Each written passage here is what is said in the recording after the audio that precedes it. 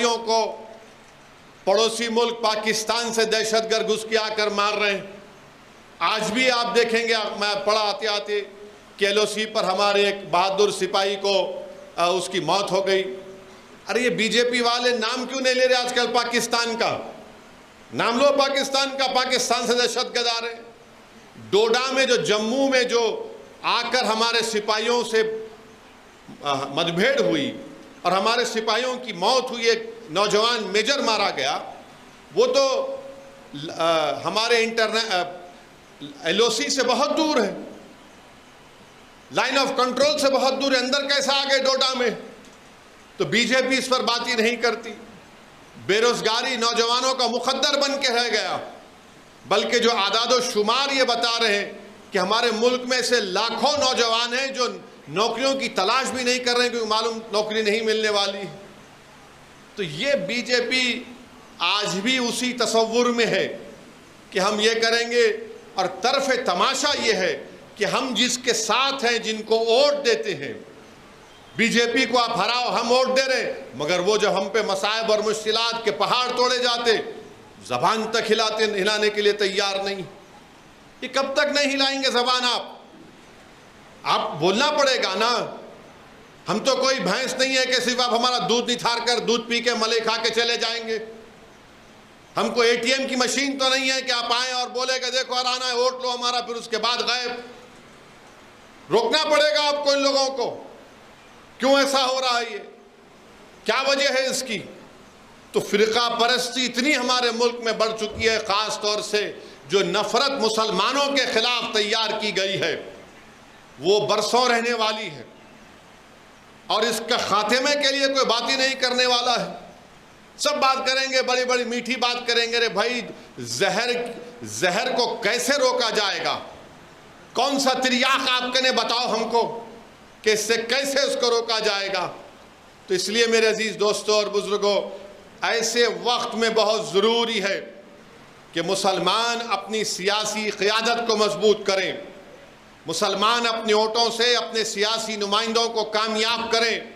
कोई बुरी बात नहीं है, कोई बुरी बात नहीं है। जब मैं मुसलमानों की सियासी लीडरशिप की बात करता हूं तो लोग मेरे को बोलते फिरका परस्ती बढ़ेंगी। कहां बढ़ेंगी फिरका परस्ती? आज कांग्रेस की हुकूमत है, रेड्डी है ही नहीं है।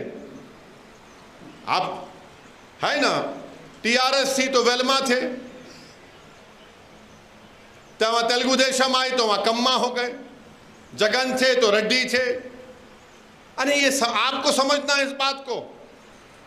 मगर अगर हम इस सिर्फ तहफ़्फ़ुज़ ज़हनी का शिकार हो जाएंगे, अरे नहीं नहीं असदुद्दीन ओवैसी तो बोलते भाई, उनकी बात सुनने में अच्छा लगता, मगर गांव का इलाका मेरे भाई, गांव हो शहर हो सब हो रहा है एक जगह पर। उसको रोकने का एक ही तरीका है कि अपने आप को लीडर बनाओ, या नहीं तो किसी को अपना लीडर बनाओ, अपनी जमात को मजबूत करो। सिर्फ अगर आप बोलेंगे कि नहीं नहीं अब ऐसा हो जाएगा, नहीं होता। आपको अपनी जगह पर यह फैसले लेना पड़ेगा।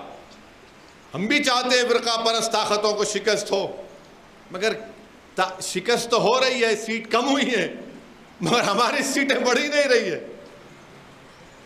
बीजेपी के सीट तो कम हुए, हम तो वही 4% पर है। अगर आप देखेंगे इस पार्लियामेंट के इलेक्शन में बीजेपी को 36% वोट मिला, 2019 से सिर्फ 1% वोट कम मिला है उनको, 1% सिर्फ। और सबसे ज्यादा वोट कहीं पर बीजेपी के खिलाफ दिया गया पूरे मुल्क में, किसी का नाम निकाल कर देखा जाए तो मुसलमान है। मगर आपके नुमाइंदे कामयाबी नहीं हो रहे हैं पार्लियामेंट में। सिर्फ 4% यानी 24 या 25 जीत कर गए हैं, और ना महाराष्ट्र में कोई मुसलमान MP, ना कर्नाटका में कोई मुसलमान MP, ना राजस्थान में, ना छत्तीसगढ़ में, ना मध्य प्रदेश में, ना दिल्ली में।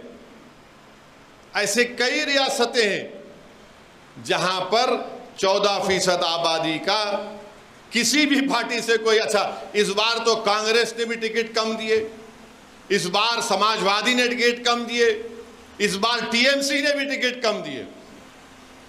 तो ये हालात हैं, ये सच्चाई और हकीकत मैं आपके सामने बयान करने आया हूँ। बहरहाल मेरी आपसे गुजारिश है कि कोड़ंगल में आप मजलिस को मजबूत करिए, और हम भी चाहते हैं कि तेलंगाना पुरअमन रहे। और तेलंगाना को पुरअमन रखने के लिए, तेलंगाना और तरक्की करे, इसके लिए मैंने पहले भी कहा असेंबली इलेक्शन के बाद कि हम चीफ मिनिस्टर रेवंत रेड्डी की तेलंगाना की अमन के लिए, तेलंगाना की तरक्की के लिए हम उनका साथ देने को तैयार हैं।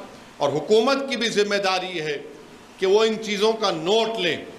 हुकूमत की भी जिम्मेदारी है कि पुलिस में खैर हुकूमत जिसको रखना चाहे रखे, उनका इख्तियार है, उनका प्रेरोगेटिव है, मगर आप देख कर रखिए। आपको मालूम कि तेलंगाना में कौन से ऐसे इलाके जात हैं। अब मिसाल के तौर पर मेदक में, कौन सी मेदक टाउन में वहाँ पर एक मंसूबाबंद तरीके से हमला हुआ। हमारे हिंदू भाई का अस्पताल है, जख्मी को लेकर आए अस्पताल में, तो ये पूरे आरएसएस के संगी लोग अस्पताल में घुसकर तोड़म ताड़ी कर दिए। वो हिंदू डॉक्टर की गाड़ी को नुकसान पहुंचा दिए। वो टीवी पे आके बोल रहा है कि मैं तो सबको देखता हूं, जो पेशेंट आया मेरे को क्या करना है ये मजहब से, मजहबी आपके डिफरेंसेस से। वो बोल रहा मैं सबका इलाज कर, मारा तोड़ दिए। फिर वहां से कौसर साहब फौरन पहुंचे वहां पर, मैं बात किया, फिर जख्मियों को हम वहां से असरा हॉस्पिटल ला कर रखे, इलाज करवाए उन लोगों का। फिर उन बाद लोगों की गिरफ्तारियां भी हुई।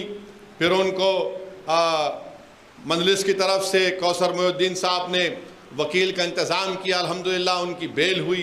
तो ये चीज़ें हुकूमत को देखना ज़रूरी है। आप बेहतरीन से बेहतरीन पुलिस ऑफिसर्स को रखिए, किसी की तरफदारी करने की ज़रूरत नहीं है, किसी की तरफदारी मत करिए। कोशिश ये होनी चाहिए कि अमन रहे। तेलंगाना को अगर और तरक्की करना है तो अमन बहुत ज़रूरी है। और अमन उसी वक्त होगा जब ये ताकतें जो नफ़रत पैदा करना चाहती हैं, जो अमन को कमज़ोर करना चाहती हैं, इनको आप और हम जानते हैं। इनसे हमको और हुकूमत को चाहिए कि इन पर नज़र रखें। और मेरी आपसे गुजारिश है कि अपने हौसलों को बुलंद रखें। डरने और घबराने की कोई ज़रूरत नहीं है। अल्हम्दुलिल्लाह आप लोगों की दुआओं का नतीजा था कि मंजलिस के अरकान असम्बली को भी अल्लाह ने कामयाब किया। आप लोगों की दुआओं का नतीजा था कि हैदराबाद की पार्लियामेंट की सीट से मजलिस इत्तेहादुल मुस्लिमीन को अल्लाह सुब्हानहू व तआला ने नबी करीम सल्लल्लाहु अलैहि वसल्लम के सदक़े तुफ़ैल में एक तारीख़ साज कामयाबी से हमकिनार किया। मैं शुरू से कह रहा था कि हैदराबाद में चाहे कोई भी आ जाओ, अमित शाह है, बीजेपी, आरएसएस, पूरे हिंदुस्तान से आकर बैठ गए, कुछ नहीं हुआ अल्हम्दुलिल्लाह, क्योंकि मंजलिस वहाँ पर काम करती है। मंजलिस दारुस्सलाम में बैठकर जब काम करती है तो ये नहीं देखती है कि दारुस्सलाम को आने वाला कौन से मज़हब का है, उसके सर पे टोपी है या फिर उसके पेशानी पर तिलक है, या कोई बुरखा पहन कर आ रहा है या बुरखा पहन कर नहीं आ रही है। जो दारुस्सलाम को आता मंजलिस उनका काम करती है।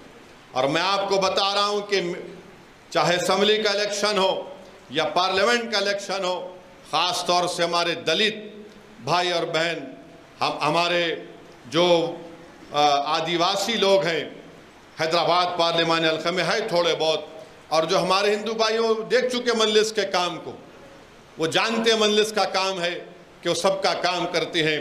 तो मैं उम्मीद करता हूँ कि कोड़ंगल में भी हमारी जमात के लोग पूरे कोड़ंगल की आवाम के लिए की नुमाइंदगी करेंगे, उनका काम करेंगे।